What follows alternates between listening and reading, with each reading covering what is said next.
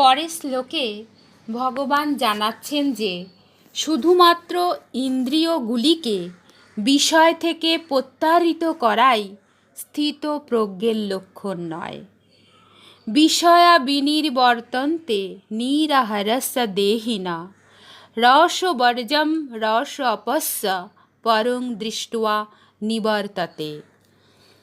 এই 59 নম্বর শ্লোকের বাংলা, অনাহারী ব্যক্তির বিষয়ভোগ নিবৃত্ত হলেও তার বিষয় তৃষ্ণা নিবৃত্ত হয় না, কিন্তু পরমাত্ম তত্ত্ব অনুভূত হওয়ার ফলে স্থিত প্রজ্ঞ ব্যক্তির বিষয় তৃষ্ণা নিবৃত্ত হয়ে যায়। অর্থাৎ সংসারে তার কোনো রসতৃষ্ণা থাকে না। ব্যাখ্যা: বিষয়া বিনিবর্তন্তে নিরাহারস্য দেহিনা রসবর্জং। দুই প্রকারে মানুষ অনাহারী হয়। প্রথমত, স্বেচ্ছায় খাদ্যবস্তু বর্জন করা অথবা অসুস্থতার জন্য খাদ্য গ্রহণে অক্ষম হওয়া, এবং সমস্ত বিষয় পরিত্যাগ করে একান্তে আসন গ্রহণ করা, অর্থাৎ ইন্দ্রিয়গুলিকে সমস্ত বিষয় থেকে প্রত্যাহার করে নেয়া।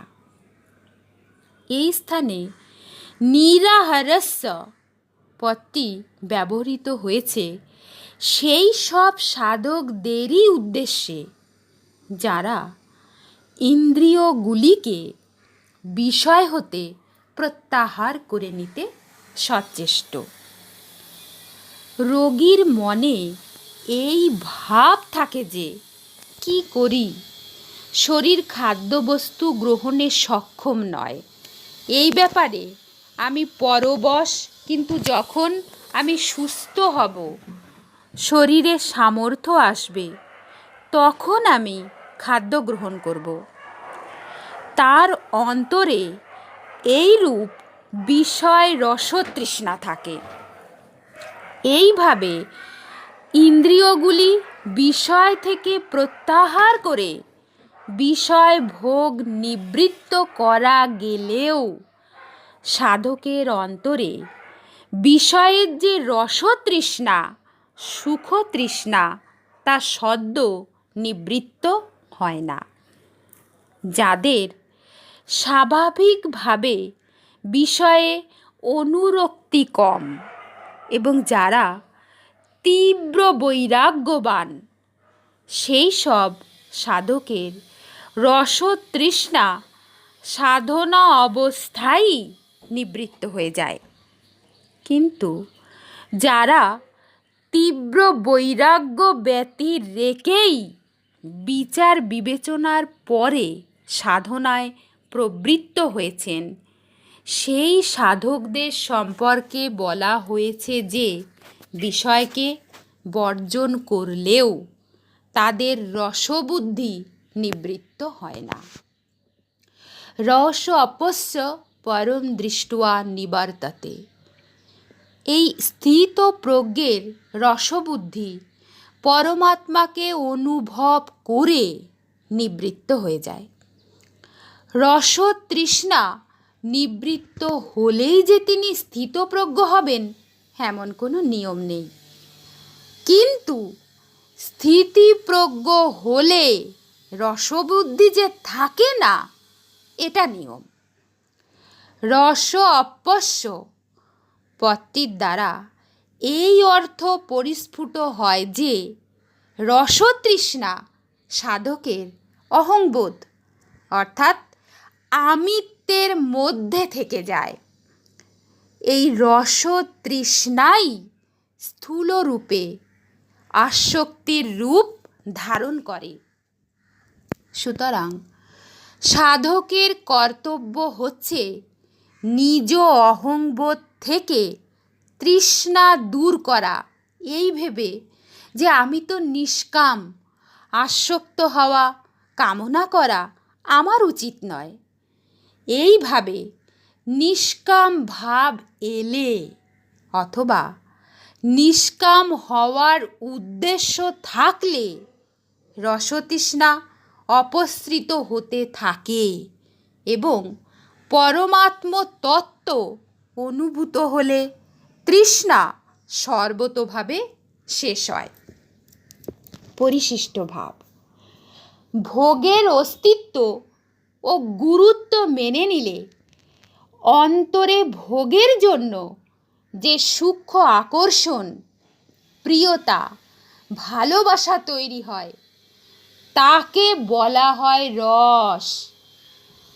কোনো লোভী ব্যক্তি যদি অর্থ লাভ করে এবং কামুক ব্যক্তি যদি এক নারীকে পায়, তাহলে তাদের মধ্যে যে উৎফুল্লতার ভাব উৎপন্ন হয় তাকেই বলা হয় রস। ভোগের পর মানুষ যখন বলে যে কত মজা হয়েছে, সেগুলো হলো ওই রসেরই স্মৃতি। এই রস থাকে অহমে অর্থাৎ চিৎ জড়গ্রন্থিতে। এই রসেরই স্থূল রূপ হলো আসক্তি ও সুখাসক্তি। যতক্ষণ পর্যন্ত সংযোগজনিত সুখে রসবুদ্ধি থাকে ততক্ষণ প্রকৃতি ও তার কার্যাদির পরাধীনতাও বজায় থাকে। রসবুদ্ধি নিবৃত্ত হলে পরাধীনতা সর্বতোভাবে দূরীভূত হয়। ভোগ সুখের পরবশতা থাকে না এবং অন্তরে ভোগের আকাঙ্ক্ষাও থাকে না। অন্তরে যতক্ষণ বিন্দু মাত্রও ভোগের অস্তিত্ব এবং গুরুত্ব থাকে, ভোগের রসবুদ্ধি থাকে, ততক্ষণ পর্যন্ত পরমাত্মার অলৌকিক রস প্রকটিত হয় না। পরমাত্মার রস অনুভব করা তো দূরের কথা, পরমাত্মাকে প্রাপ্ত করতে হবে সেই দৃঢ়তাও আসে না। বাহ্যত ইন্দ্রিয়ের বিষয় থেকে সম্পর্ক ছেদ হলেও অর্থাৎ ভোগাদি পরিত্যাগ করলেও অন্তরে রসবুদ্ধি বজায় থাকে। তত্ত্ববোধ হলে এই রসবুদ্ধি শুকিয়ে যায়, নিবৃত্ত হয়ে যায়। পরং দৃष्ट्वा নিবর্ততে। তাৎপর্য হলো যখন জগতের সঙ্গে নিজ ভিন্নতা এবং পরমাত্মার সঙ্গে নিজ অভিন্নতা অনুভূত হয়, তখন এই বিনাশশীল অর্থাৎ সংযোগজনিত রসের নিবৃত্তি হয়। বিনাশী রসের নিবৃত্তি হলে অবিনাশী অখণ্ড রস জাগরিত হয়। তত্ত্ববোধ হলে রস তো সর্বতোভাবে নিবৃত্ত হয়ই, তবে তত্ত্ববোধ হওয়ার পূর্বেও উপেক্ষা, চিন্তাভাবনা, সৎসঙ্গ এবং সাধুর কৃপার দ্বারাও রস নিবৃত্ত হতে পারে। যার রসবুদ্ধি নিবৃত্ত হয়েছে তেমন তত্ত্বজ্ঞ মহাপুরুষের সঙ্গ দ্বারাও রস নিবৃত্ত হতে পারে। কর্মযোগ, জ্ঞানযোগ ও ভক্তিযোগ, এই তিন সাধনার সাহায্যে বিনাশশীল রস নিবৃত্ত হয়। যেমনই কর্মযোগে সেবার রস, জ্ঞানযোগে তত্ত্ব অনুভবের রস এবং ভক্তিযোগে প্রেমের রস পাওয়া যায়, তেমন তেমন বিনাশশীল রস স্বভাবতই দূর হতে থাকে। যেমন শিশু বয়সে খেলনাতে রস পাওয়া যায়, কিন্তু বড় হলে অর্থে রস আস্বাদন হলে খেলনার রস স্বভাবতই দূর হয়ে যায়। তেমনি সাধনায় রস পাওয়া গেলে ভোগের রস স্বতই দূর হয়ে যায়। রসবুদ্ধি থাকলে, ভোগ প্রাপ্তি হলে মানুষের চিত্ত চঞ্চল হয় এবং সে ভোগের বশীভূত হয়ে পড়ে। কিন্তু রসবুদ্ধি নিবৃত্ত হওয়ার পর যদি ভোগাদি প্রাপ্তি হয়, তাহলে তত্ত্বজ্ঞ মহাপুরুষের চিত্তে বিন্দুমাত্র বিকার উপস্থিত হয় না। তার মনে এমন কোনো বৃত্তি আসে না যাতে ভোগাদি তাকে আকর্ষণ করতে সক্ষম হয়। কোনো পশুর সামনে টাকার থলি রাখলে পশুটির কোনো প্রকার লোভবৃত্তি জন্মায় না, অথবা সুন্দরী নারীকে দেখে তার কাম প্রবৃত্তি জন্মায় না। পশু টাকা অথবা সুন্দরী নারী সম্বন্ধে জ্ঞাত নয়, কিন্তু তত্ত্বজ্ঞ মহাপুরুষ টাকা এবং সুন্দরী নারী দুটি সম্পর্কে সম্যকভাবে জ্ঞাত থাকেন। তা সত্ত্বেও তার লোভ বা কাম প্রবৃত্তি জন্মায় না। অঙ্গের কোনো অংশে চুলকানি হলে আমরা যেমন আঙুলের সাহায্যে চুলকে নিই, আর চুলকানো হয়ে গেলে আঙুল সম্পর্কে কোনো খেয়াল রাখি না, তেমনই ইন্দ্রিয়াদির সাহায্যে বিষয় ভোগ করলেও তত্ত্বজ্ঞ ব্যক্তির চিত্তে কোনো বিকার জন্মায় না। তিনি একইভাবে নির্বিকার চিত্তে থাকেন, কেননা রসবুদ্ধি নিবৃত্ত হওয়ায় তিনি নিজ সুখের জন্য কোনো বিষয়ে কখনোই প্রবৃত্ত হন না।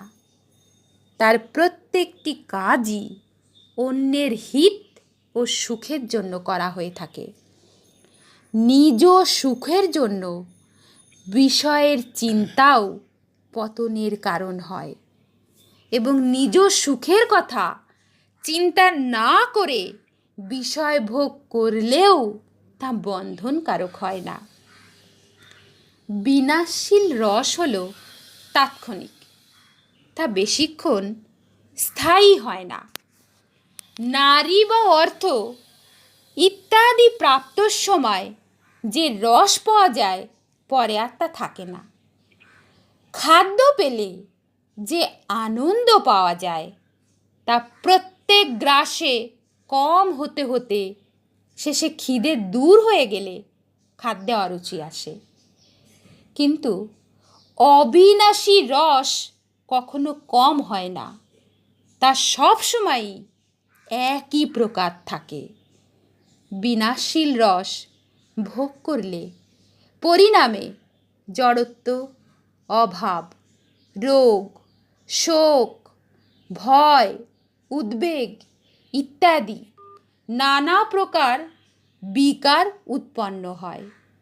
ভোগী মানুষেরা এই বিকার থেকে রক্ষা পায় না, কারণ এই হলো ভোগের অবশ্যম্ভাবী পরিণাম। তাই ভগবান দুঃখ দর্শনের কথা বলেছেন, দুঃখ দোষানুদর্শনাম, কামাদি দোষ মুক্ত হলেই মানুষ তার কল্যাণের জন্য আচরণ করতে সক্ষম হয়।